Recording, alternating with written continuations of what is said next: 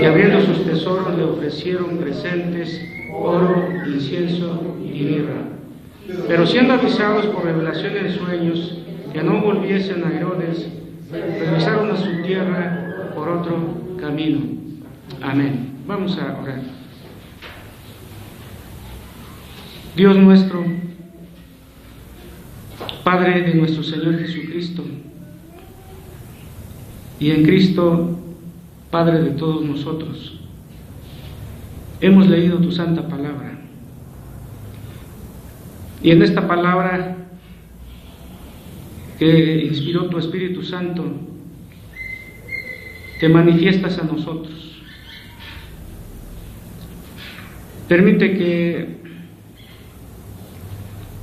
la reacción nuestra a tu manifestación sea, como dice en la parte final de la lectura hecha, y postrándose le adoraron. Que en esa actitud nos permitas, como efecto de tu palabra hoy, concluir con ese efecto en el corazón de cada uno. Con tu siervo que expone la palabra, con tu iglesia que escuchará la palabra, y con todos nosotros que también salgamos con muy grande gozo. Oramos en Cristo Jesús. Amén. Pueden sentarse, hermanos.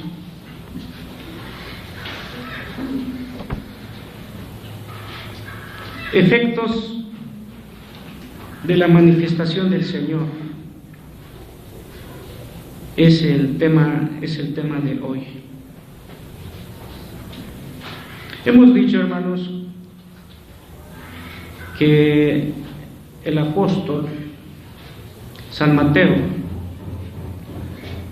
escribe su evangelio con el convencimiento total y pleno de que Jesús, de que Cristo es el prometido, es el Mesías prometido del Antiguo Testamento, y que su evangelio lleva el propósito de que los que hasta ese momento no creían, a través del testimonio de esta porción de la palabra, 28 capítulos, los judíos llegaran a la conclusión de que Cristo es el Señor con mayúscula prometido en el Antiguo Testamento. Hemos dicho también, hermanos, que como parte del propósito del Evangelio es que cada judío que ya era cristiano, que ya era seguidor de Jesús, a través del Evangelio, tuviera el material suficiente para dar testimonio de que Cristo es el Señor. Y el Evangelio de San Mateo, concretamente el capítulo 2, hermanos, tiene lo que las Escrituras, Dios en su misericordia en las Escrituras, revela a través de este capítulo 2, a través del trabajo de San Mateo, para que la argumentación de que Jesús, de que el Cristo del Nuevo Testamento es el Rey. Ahora, hermanos, hemos leído los primeros 12 versículos de este capítulo, y trabajando con este material bíblico, con este material de la palabra, hemos estructurado, tratando de captar la idea central del capítulo, o particularmente de los primeros 12 versículos, el tema: efectos de la manifestación del Señor. Y que como decíamos en la parte inicial de la oración congregacional, que hoy, hermanos, como iglesias con historia reformada y doctrina reformada, hoy celebramos la epifanía, la manifestación del Señor. Y entonces, hermanos, bajo este tema, los efectos de la manifestación del Señor, decir algunas cosas a manera de introducción después de este pequeño preámbulo. Ustedes saben, hermanos, que en el lenguaje coloquial, en el lenguaje de los seres humanos, solemos decir, y a veces se hace parte del lenguaje popular, de que no hay efecto sin causa.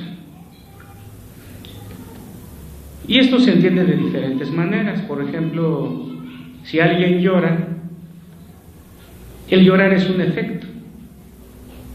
La causa, ¿qué es? Eso es lo que no sabemos cuando alguien llora. Pero hay algo que lo indujo a llorar y esa es la causa. Efecto, está llorando. Alguien simplemente está triste. Eso es lo que todo el mundo puede ver, está triste. ¿Qué causa su tristeza? Estar triste es el efecto de algo. ¿Qué es la causa? Es lo que hay detrás de la expresión no hay efecto sin causa. Añadamos algo más, hermanos. También en el lenguaje popular, en el lenguaje de todos, hermanos, se dice que a cada acción hay una reacción. A cada acción hay una reacción. Y eso lo vemos en la vida cotidiana. Tomemos un ejemplo sencillo. Va alguien circulando en su carro, alguien se le cruza. Esa es una acción. Reacción. Pues el que se siente agraviado porque alguien se metió en su carril, empieza con groserías, con el claxon, o abre su ventanilla y empiezan las groserías. ¿Por qué? Porque a la acción de que alguien se le atravesó hay una reacción. Es una forma de entender esta expresión. Decimos también, hermanos, como un elemento más de la introducción para ir conduciéndonos al tema efectos de la manifestación del Señor. En algún momento, hermanos, nosotros leemos o hemos dicho la palabra inercia, ¿verdad? La palabra inercia. Y entonces decimos, no, pues por inercia ya lo hago. Por ejemplo, si todos los días, por decir un ejemplo, hermanos, si todos los días vamos a la escuela o al trabajo de una manera o por el mismo lugar, todos los días por esta calle, todos los días por esta calle y por esta otra calle, llegamos al trabajo. Hay ocasiones en las que por alguna razón vamos a ir por otro lado, pero como diariamente vamos por el mismo lugar y de repente vamos por otro lugar y se nos olvida, solemos decir, es que ya es la inercia, por inercia ya me voy por aquí. En las cuestiones de física dicen que la inercia, hermanos, sin ahondar porque no es mi área, dicen que la inercia es la fuerza o resistencia que opone un cuerpo de ser movido, precisamente de su estado de reposo o de movimiento. Si uno va en su bicicletita, por ejemplo, inclusive carro, pero vamos a imaginarnos una bici, va dándole, ¿no? Va dándole. Y de repente alguien se atraviesa, pues si la inercia es la resistencia que opone un cuerpo de ser movido de su estado de reposo o movimiento, entonces va en movimiento. Y de repente alguien se atraviesa y el bicicletero mete el freno, pero él se va a pasar. Porque el frenado de la bicicleta, la resistencia u oposición es que se atranca, pero el bicicletero, si no lleva su cinturón de seguridad, se va a pasar del otro lado. porque opuso resistencia el estado de movimiento. Todo esto, hermanos, en aras de que efectos de la manifestación del Señor. Siempre hay algo, el trabajo de Dios, el trabajo del Señor. ¿Y cuáles son los efectos? Dios, entonces, hermanos, en Cristo se manifestó. Es la causa. ¿Los efectos cuáles fueron? Eso es lo que vamos a ver en el tema, hermanos. Y basado en el versículo 3, vamos a encontrar uno de los primeros efectos de la manifestación del Señor. Fíjense, hermanos, en el versículo 3. Oyendo esto, o sea, la narración de los primeros dos versículos, oyendo esto, ¿qué pasó con el rey Herodes, hermanos? Se turbó. Se turbó. Allí hay una primera manifestación o un primer efecto de la manifestación del Señor. ¿Dónde está el rey de los judíos que ha nacido? Y siente, concretamente Herodes, que le mueven totalmente el tapete, como solemos decir.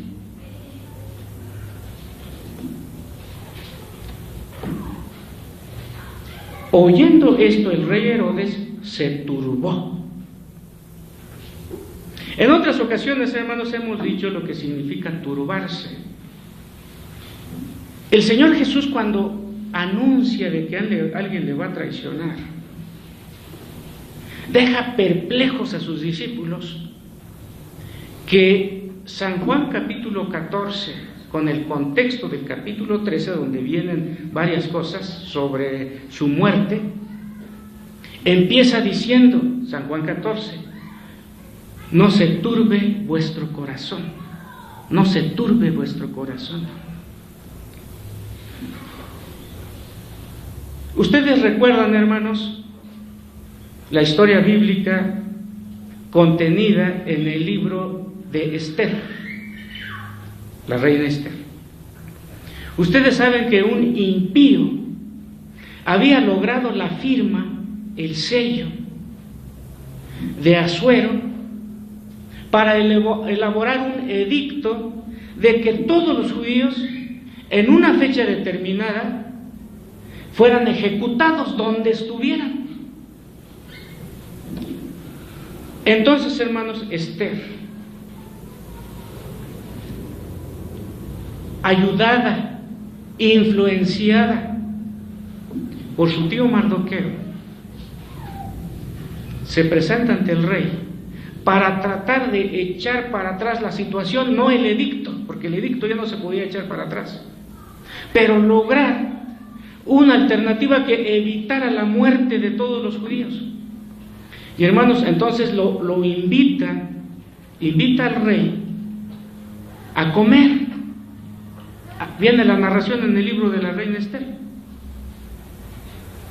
E invita también al malvado, al perverso, al inicuo, al impío Amán.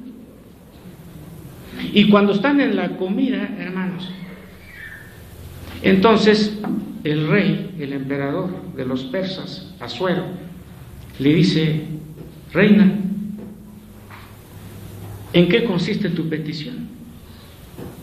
Házmelo saber, y yo te voy a dar inclusive la mitad de mi reino. Y entonces la reina dice: hay un edicto con estas características que están, repito, hermanos, en el libro de la reina Esther. Y cuando el emperador, cuando el rey escucha en qué consiste la situación, se llena de ira y dice: ¿quién es ese sinvergüenza? ¿Quién es ese malvado? ¿Quién es ese perverso? ¿Quién es ese inicuo? Y la reina Esther dice: es este. Si estuviéramos en el escenario,